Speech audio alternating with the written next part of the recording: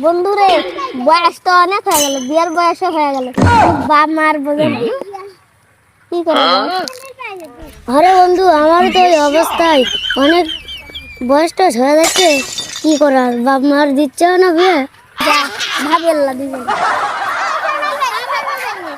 এমন তো সব আব্বার কাছে সব দেখি কি করে।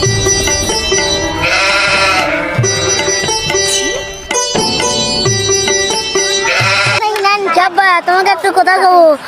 কি কথা রে বা ক দেখিস? মারবেন তো? না মার বলা তুই ক। আরে তো বিয়ার বয়স হয়ে গেছে, আপনি দেখেন না বিয়ে করা লাগবে। বিয়ে দিয়ে দেন। ই আমার দাদা এতবার সাহস তুই এখন তো বিয়ের কথা এতবার সাহস তুই বিয়ের কথা বলিস। আর আমরা আর আমরা ভাই